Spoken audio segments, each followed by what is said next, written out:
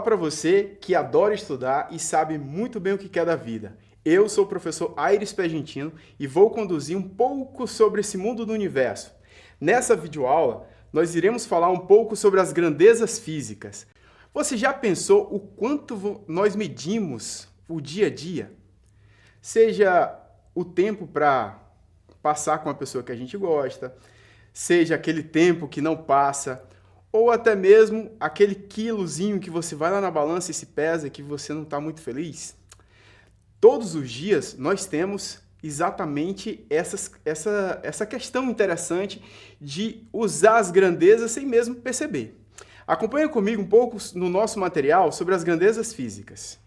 Então, o que são grandezas físicas, né? Quando nós falamos em ciência, já vem à mente os métodos científicos. O método científico é aquele que dita as formas como a ciência vai lidar com os números, com questionamentos, com hipóteses. Isso é interessante na ciência, né? E o método científico, querendo ou não, ele está todo o tempo na nossa vida, no dia a dia. Mas o que é uma grandeza? As grandezas físicas são extremamente importantes para a física, principalmente porque é através dela que conseguimos quantificar praticamente tudo, né? Ou quase tudo. Não dá para quantificar muitas coisas. Por exemplo, o amor. Você já tentou medir o tamanho do seu amor por alguém? Não dá para fazer isso, né? Você poderia pensar, eu amo 100%, mas quanto é 100%? Né? Ou então eu amo do tamanho do universo. É muito complicado você estabelecer essa comparação, certo? Então, amor, os sentimentos não é algo que a gente pode medir. Diferente das grandezas físicas, por exemplo, eu posso medir a quantidade de distância que tem entre a minha casa e a escola. Eu posso medir, por exemplo, o tempo que eu levo para chegar até a escola, ou até mesmo a velocidade que eu vou percorrer até chegar à minha escola. Então, essas grandezas, elas podem ser medidas sem problema nenhum, diferente de outros elementos do nosso dia a dia que não podem ser medidos com facilidade. Então, olha só, na física nós temos basicamente as características das grandezas físicas são três, elas podem ser representadas assim. São as fundamentais, as derivadas e as suplementares, certo? As grandezas fundamentais são aquelas unidades básicas, certo? Do sistema internacional que nós vamos ver no slide a seguir. As derivadas são aquelas originadas a partir das fundamentais e as suplementares são grandezas que os cientistas não tiveram muito consenso em estabelecer onde elas iriam ficar. Se iriam ficar nas básicas ou na fundamental ou na derivada. Então nós chamamos de grandezas suplementares. É uma classificação diferente das demais porque elas não pertencem nem a um grupo nem ao outro. Vamos conhecer um pouquinho sobre cada uma delas? Então, olha só, as grandezas fundamentais, elas são massa, tempo, comprimento, temperatura, corrente elétrica, quantidade de matéria. Eu só coloquei algumas aí, mais importantes para nós que estamos trabalhando agora no primeiro ano, certo? Olha só, as grandezas, elas sempre são acompanhadas das suas unidades. Então, nós temos aí, para a massa, quilograma, para o tempo, segundo, para o comprimento, nós temos o metro, para a temperatura, o Kelvin, para a corrente elétrica, ampere e quantidade de matéria, mol. Então, você pode ver aí tanto a unidade quanto o símbolo, certo? Mas o que é esse sistema internacional que nós chamamos de SI? Ele aconteceu em 1960, foi uma conferência realizada por cientistas que nessa conferência foi estabelecida quais unidades deveriam ser usadas no mundo inteiro. Certo? Nem todos os países fazem parte do sistema internacional. Por exemplo, os Estados Unidos, as unidades de medidas lá são diferentes das nossas. Mas nós utilizamos a unidade de medida padrão na França, por exemplo, e boa parte da Europa. As grandezas derivadas, nós temos aí a velocidade, que é medido por metro por segundo, esse é o padrão. A aceleração, que é medido por metro por segundo ao quadrado. Força em Newton.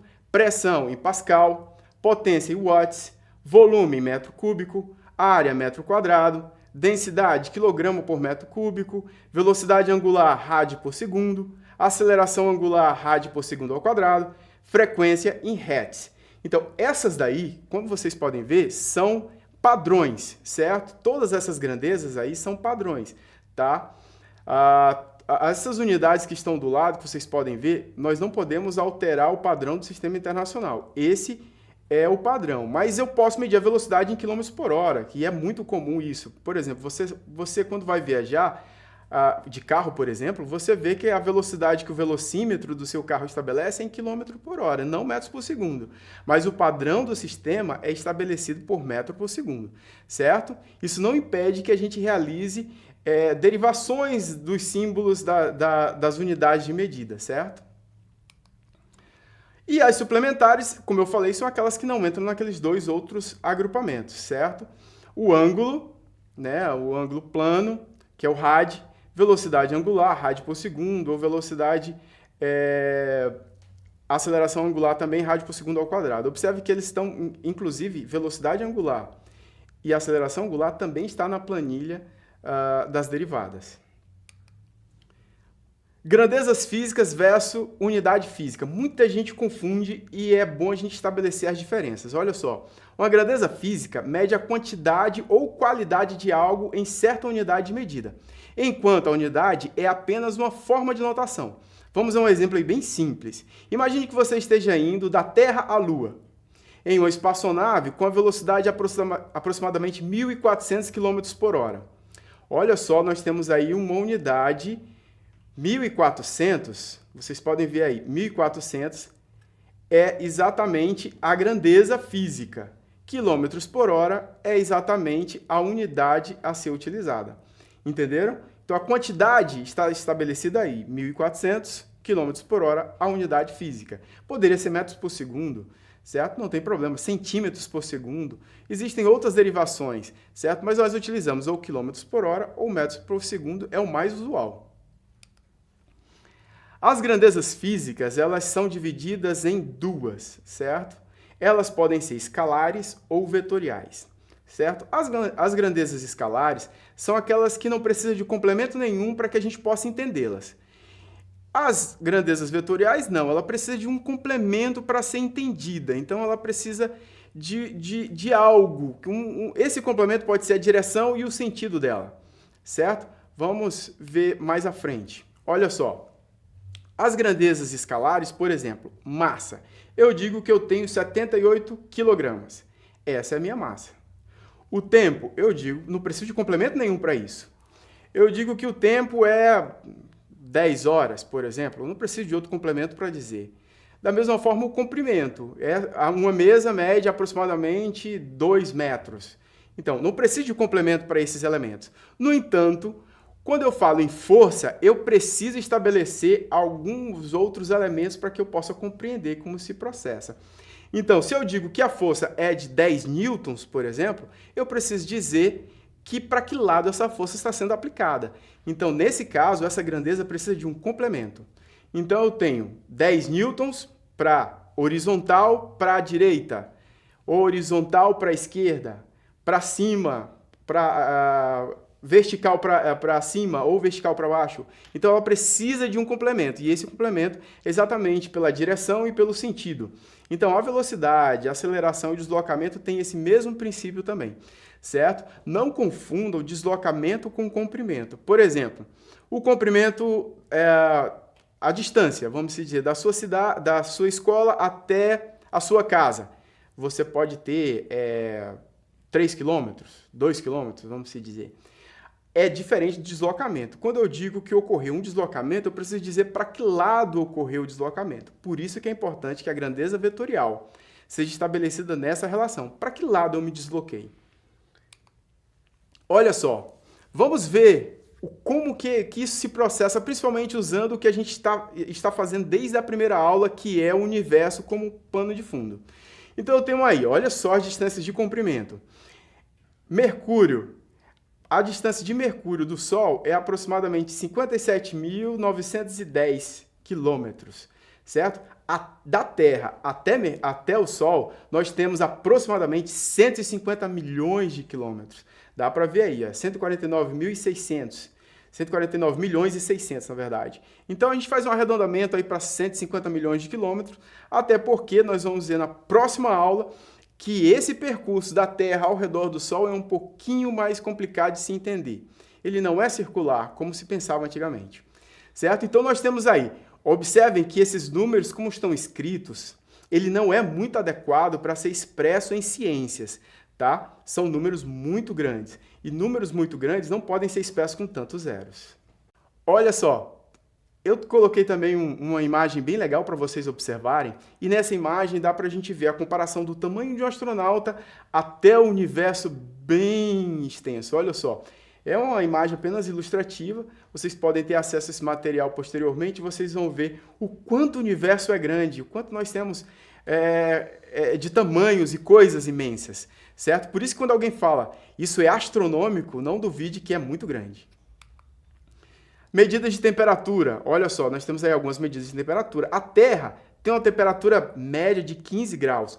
Mas olha só, Mercúrio, que é o planeta mais próximo do Sol, ele tem 170 graus negativos. Aí você pode perguntar, mas por que Mercúrio, tão próximo do Sol, parece ser tão frio? Na verdade, Mercúrio tem a maior variação de todos os planetas, certo? Ele vai do muito quente ao muito frio. A temperatura de Mercúrio vai em torno de menos 480 a mais 480 positivo, certo? Então, por isso que ele é o planeta que tem maior variação no sistema solar. Os demais aí vocês podem olhar as unidades de medidas aí direitinho, certo? Aqui também vocês também podem observar os planetas, o tempo de rotação e o tempo de translação. É apenas ilustrativo para vocês observarem. Olha aí o Sol. Dá para ler essa quantidade de números? É bem difícil de a gente ler, certo?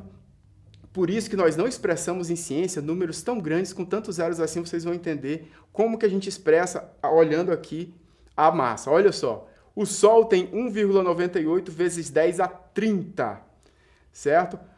Observem que 10 a 30 significa que eu tenho 30 casas após essa vírgula aí, após a vírgula de 1,8.